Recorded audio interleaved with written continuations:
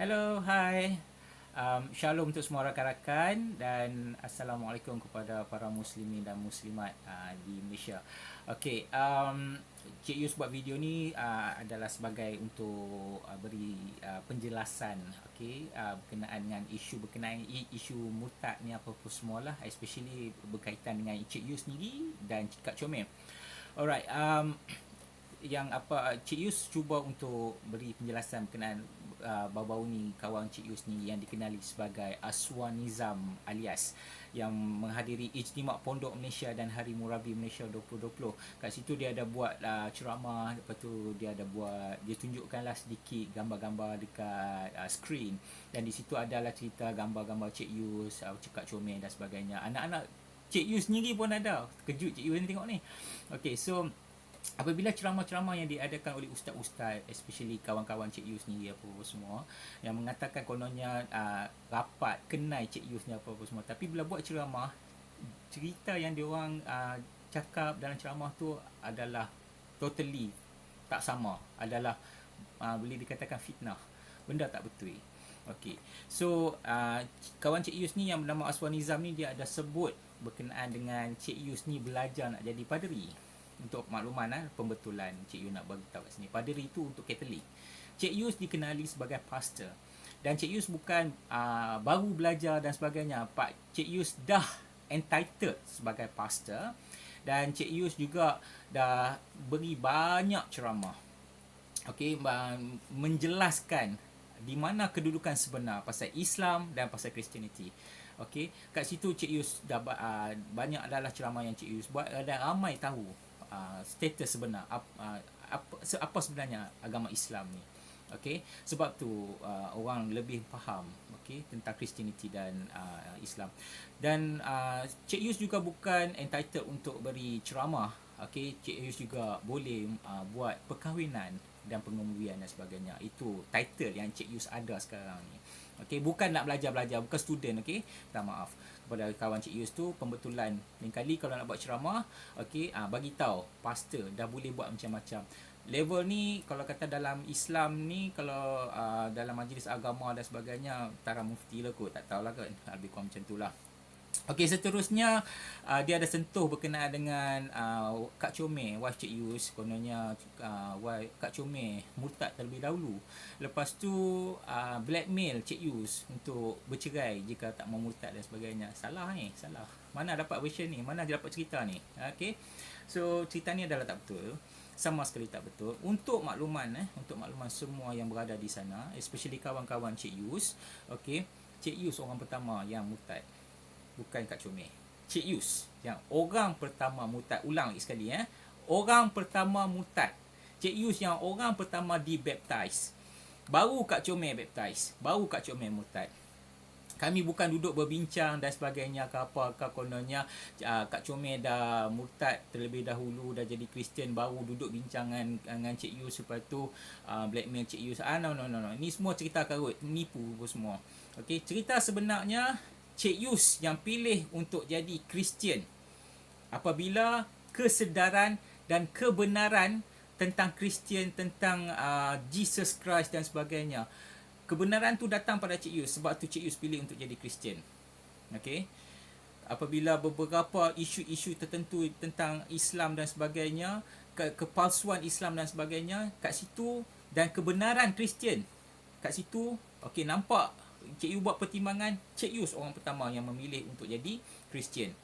Okey, dibaptize terlebih dahulu, baru Kak Comel dibaptize. Dan seterusnya, kami tak murtadkan anak-anak. Tak maaf kami tak murtadkan anak. Kami bukan jenis kaki murtadkan orang. Termasuk anak-anak. Sebenarnya anak-anak yang memilih untuk jadi Kristian atas pilihan diorang sendiri. Kenapa? Itu yang penting dulu, kenapa. Kenapa ialah kerana anak sulung Cik Yus sendiri, dia tengok perangai Cik Yus berubah. Perangai Cik Yus masa Islam dan perangai Cik Yus selepas menjadi Kristian. Perbezaan yang cukup ketara. Apabila semasa Cik Yus menjadi seorang Islam, masa-masa masih Islam, perangai Cik Yus amat buruk. Apabila Cik Yus menjadi seorang Kristian, totally 100% perangai Cik Yus berubah kepada yang lebih baik. So, anak Cik Yus sense benda ni. Murtad itu khianat. Khianat yang paling besar adalah murtad, khianat kepada Allah. Ingat, jika kita punya tetangga yang Nasrani, kita punya kewajiban kepada dia, fardu kifayah. Kalau mereka meninggal tidak ada yang mengkubur, kita wajib mengkuburnya, wajib mengkafaninya. Cuman tidak perlu disolati, karena dia tidak kenal tentang sholat. Tapi kita wajib merawatnya. Yang sakit pun kita wajib ngasih obat. Yang lapar kita wajib ngasih makan. Tapi spesial orang murtad, orang Islam yang keluar daripada iman, dia tidak terhormat. Tetangga kita yang Nasrani wajib kita memuliakan, menjaga dia. Tapi orang murtad dia berkhianat. Boleh kita mengkuburnya, tidak wajib. Kalau bukan karena mengganggu saja biarin. Bahkan kasihkan serigala bangkainya. Karena dia adalah rendah. Murtad adalah rendah. Dan harus kami sampaikan tegas agar orang waspada. Rendah di dunia, rendah di akhirat. Wahai saudara-saudariku, yang saat ini telah diuji oleh Allah dengan kemurtadan, kembalilah kepada Allah. Allah maha luas dengan pengampunannya. Ayo kembali. Selagi ada orang murtad, dia terhina di dunia. Kalau mati pun tidak wajib kita merawat jenazahnya. Tidak wajib. Orang murtad. Dan alangkah banyaknya kemurtadan saat ini. Hanya karena urusan pekerjaan. Hanya karena urusan pasangan saja, na'udzubillah. Seperti laki-laki hanya dia saja. Sampai rela dinikahi oleh seseorang. Lalu sampai masuk agamanya. Rendah sekali urusan dunia. Urusan agama kok jadi rendah. Gara-gara dunia, gara-gara pasangan dan seterusnya. Murtad adalah keluar dari iman. Dan dia adalah rendah. Hukumannya besar. Kalau mati tidak ada surga bagi dia. Dan semua amal baik yang pernah dilakukannya tidak ada gunanya. Bahkan di dunia pun lihat, dia tidak terhormat. Kita menghargai, kita menjaga dia hanya karena mungkin takut. Menjaga jasad yang kita kubur hanya karena kita takut. Tidak boleh kita solati bahkan. Orang murtad haram disolati. Haram dimandikan. Bungkus saja. Kemudian masukkan yang lahat. Orang murtad. Dan kepada siapapun yang saat ini diuji dengan kemurtadan, Allah maha luas kembali. Siapapun anda, jangan nuruti hawa nafsu. Jangan nuruti hawa nafsu, anda akan rugi selamanya. Ayo kembali. Dulu pada zaman Nabi ada orang pernah murtad dan kembali. Tapi ada orang yang murtad bablas. Murtad bablas. Na'udzubillah, tidak kembali lagi. Di neraka selama-lamanya. Tapi selagi masih ada nyawa di kandung badanmu, ayo kembali. Tinggal anda ikrar mengucapkan asyhadu an la ilaha wa asyhadu anna Muhammadar Rasulullah. Kemudian anda sesali itu semuanya. Kalau tiba-tiba anda mati saat itu. Tahun 325 ada pengumuman yang dikeluarkan oleh Raja Konstantinus dari Konstantinopel yang menguasai juga sampai dengan Palestina. Pengumumannya adalah mencungkil mata semua orang yang sholat. Pertanyaannya, kenapa? Mikir nggak saudara? Kenapa dia harus mencungkil mata semua orang yang sholat? Kenapa? Kok zaman itu ada yang sholat? Bener nggak? Tahun 325 keluar pengumuman mencungkil mata semua orang yang sholat. Artinya apa? Kok tahun itu ada yang sholat? Oh, berarti yang dicungkil mata itu adalah orang Islam, pengikut Isa alaihi salam. Dalilnya surat Sof ayat yang ke-16. Di zaman Zakaria ada seorang yang hebat, namanya Imran. Imran punya anak, namanya Maryam. Maryam binti Imran. Maryam punya anak, namanya siapa? Isa alias Yesus, Bunda Maria. Lahirnya di mana? Bethlehem. Ngawur nggak? Kalau kita nggak baca Al-Quran nggak ketahuan pak. Kalau kita baca Quran ketahuan. Nabi Isa lahir. Dan lihat surat Maryam ayat yang ke-16. Waskur fil kitabi Maryam izin tabadat min ahliha makanan sarqiyah. Dan ceritakanlah kisah tentang Maryam dalam Al-Quran ini ketika dia menjauhkan diri dari keluarganya. Karena apa? Amin. Menjauhkan diri dari keluarganya, makanan sarqiyah di sebelah timur Baitul Maqdis. Sedangkan Bethlehem sebelah utara. Ngawur nggak orang yang bilang Nabi Isa lahir di Bethlehem? Bertentangan dengan Al-Quran. Al-Quran menyatakan Nabi Isa lahirnya bukan di Bethlehem, tapi di sebelah timur Baitul Maqdis. Makanan syarqiyah, karena sebelumnya cerita tentang Baitul Muqaddas. Maryam itu berkhalwat di Baitul Maqdis, di Masjidil Aqsa. Berkhalwat, datang buah-buahan dari malaikat. Itu di Baitul Muqaddas, Baitul Maqdis. Maka itu Allah katakan makanan syarqiyah di sebelah timur. Sebelah timur Baitul Muqaddas di Yerusalem, Bethlehem itu utara. Dan kita dibodohkan dengan kalimat lahirnya di musim salju. Ente buka Al-Quran. Kemudian apa? Maryam menjauhkan diri dari keluarganya dan dia mendapati sungai di dataran rendah masih mengalir airnya. Di mana sungai yang dataran rendah airnya masih ngalir? Udah pasti musim panas. Dan goncangkanlah pohon kurma, kau akan dapati buah-buahan kurma berhamburan jatuh dan makan untuk ketika Nabi Isa lahir. Mana ada buah kurma di musim salju? Mana ada? Jadi yang lahir di Bethlehem musim salju center class, bukan Isa. Nabi Isa lahir di musim panas di sebelah timur. Nah kemudian akhirnya Raja Konstantinus ini melihat Yahudi udah petantang-petenteng, udah berkuasa, maka dia membuat sebuah agama baru yang disebut Konsili Nisea 324. Awal mula periode Bizantium disikat habis orang Islam. Maka itu mereka kumpul 248 pendeta, atau bukan pendeta, rahib, kumpul. Mereka memodifikasi Injil dari Allah menjadi Alkitab versi mereka. Yahuda memodifikasi Taurat dari Allah menjadi Talmud buat mereka. Konstantinus memodifikasi Injil menjadi Alkitab versi mereka. Sama modelnya. Maka itu mereka mengangkat Yesus sebagai Tuhan. The first Council of Nicaea 325 AD, the council that created Jesus Christus. Konsili Nisea tahun 325 yang mengangkat, menciptakan, mengcreate Yesus sebagai Tuhan. Sebelumnya tidak ada. Apalagi ada kata-kata Nasrani. Nasrani diambil dari kotanya Yesus, Nazaret, tempat Yesus mendapat wahyu. Nazaret, Nasrani. Yahuda diambil dari nama orang, Yahuda, Yahudi. Islam tidak dari nama seseorang.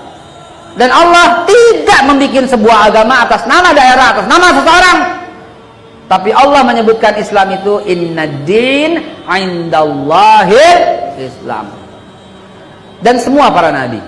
Akhirnya tahun 325 bikin agama baru, yaitu namanya Nasrani. Pada tahun itu juga orang-orang Islam dicungkil matanya kalau kelihatan sholat. Dari zaman dulu sampai sekarang Islam terkucilkan. Yang salah pendeta di Tolikora, yang minta maaf orang Islam. Jamaah sekalian dimuliakan Allah, inilah awal mula terciptanya agama Nasrani. Yang Islam tergusur. Bahkan Raja Konstantinus menyalib ribuan orang Islam yang masih sholat. Jadi pengumumannya ketika ketahuan sholat, matanya dicungkil. Pengumuman yang kedua, kalau masih sholat dibunuh, disalib. Jadi jamaah sekalian dimuliakan Allah, ini ya. Lalu kemudian muncul lagi tahun 411 untuk membuat agama baru, karena nggak cocok dengan ini. Gimana nggak cocok? Kok Yesus diangkat sebagai Tuhan? Nggak cocok, kata orang yang protes. Kenapa? Karena kalau Tuhan mulai ada tahun 325, maka siapa yang berlaku sebagai Tuhan tahun sebelumnya? Masuk akal, cerdas ini. Oh, kalau begitu ralat, diprotes. Jadilah agama baru yang ketiga, namanya Protestan. Lalu mereka vakum kekosongan kenabian. Nabi Isa wafat tahun 33, 34, 35, 36 kurang lebih. Lalu vakum. Entah wafat atau diangkat, ya.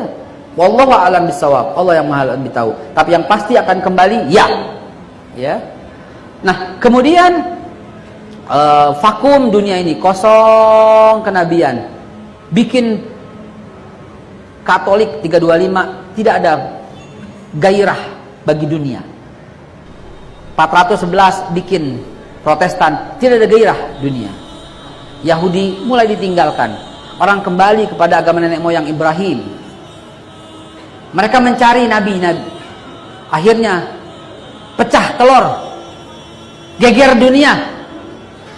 21 April 571 Masehi. Pada saat itu ada gempa, tapi tidak menghancurkan. Gempa itu hanya meruntuhkan patung-patung. Api Majusi padam yang selama ini tak pernah padam. Pada malam itu dunia tercengang karena bulan itu bersinar terang benderang dan seolah turun ke sebuah rumah. Rumah itu adalah rumah Fatimah, rumah Aminah, rumah Sayyidatina Aminah. Di rumah itu lahir seorang anak yang jelita. Anak itu lahir sudah disunat. Anak itu lahir dalam keadaan gigi sudah tumbuh. Anak itu lahir disertai dengan hancurnya patung-patung. Anak itu lahir ketika bulan purnama dan cahayanya masuk ke dalam rumah, sampai semua jazirah Arab ini terheran-heran apa yang terjadi. Anak itu dipeluk oleh kakeknya yang bernama Abdul Muthalib. Abdul Muthalib gembira sekali karena Majusi itu mati, karena patung-patung itu hancur, karena Abdul Muthalib bukan penyembah berhala. Abdul Muthalib orang yang sholat. Abdul Muthalib pengikut agamanya Islam, Nabi Ibrahim alaihissalam. Dan Nabi Ibrahim dan Abdul Muthalib membawa anak kecil bayi yang mungil ini untuk keliling, untuk tawaf, dan dia mengucapkan, anak ini aku beri nama Muhammad sallallahu alaihi wasallam. Jangankan manusia, hewan pun gembira dengan kedatangannya. Jangankan hewan, malaikat pun bersujud kepada Allah atas kelahiran manusia yang paling mulia akhir zaman ini, Nabi Muhammad sallallahu alaihi wasallam. 571 Masehi. Ketika usianya 40, diangkat oleh Allah sebagai Rasul akhirnya, khataman nabiyyin, dan Rasulullah hanya memerlukan waktu 23 tahun untuk menyempurnakan seluruh ajaran Islam. 632 beliau wafat. Dan ketika beliau wafat, Islam sudah ada di seluruh penjuru dunia. Sahabat Nabi ketika wafat jumlahnya 124.000 orang. Tapi berapa orang yang ada di Baqi? Tahun 625, jauh sebelum Rasul wafat, sahabatnya sudah menginjakkan kaki di bumi tercinta ini, di bumi NKRI ini, di bumi Indonesia. Dialah Ibn Mas'ud, tiba di Aceh. 625 Ibn Mas'ud sudah sampai di Aceh. Dan kemudian berpencar. Rasulullah sallallahu alaihi wasallam telah menyelesaikan tugasnya secara sempurna. Tidak ada negeri yang tidak didakwahi oleh Rasul dan para sahabatnya. Abu Kasbah 630 Abu Kasbah tiba di Tiongkok dan mengislamkan Cina, mengislamkan Burma, mengislamkan Filipina. Filipina tahun 1200 itu 98% itu Islam semua. Datang Spanyol mengkristenkan Filipina dan membunuh orang-orang Islam di Filipina. Burma tahun 1300 masih Islam semua. Sebelumnya bahkan Genghis Khan membunuh orang-orang Islam yang ada di Burma. Padahal Islam sudah ada sejak tahun 630 di Burma. Rohingya suku asli yang tergeser, sama seperti aborigin yang tergeser, sama seperti Indian, suku Indian merah Cherokee yang tergeser di Amerika. Dikatakan yang menemukan benua Amerika Christopher Columbus, Ibnu Battuta 300 tahun sebelum Christopher Columbus telah mengislamkan seluruh Amerika. Terbukti sejarah mengatakan suku Indian merah bernama Cherokee itu, suku Indian Cherokee itu pemimpinnya bernama Muhammad Abdullah, seorang Muslim tabi'in yang berhasil mengislamkan Amerika. Demi Allah, Rasulullah telah sempurna menjalankan tugasnya. Tidak ada negeri yang terlewati oleh baginda Nabi Shallallahu Alaihi Wasallam.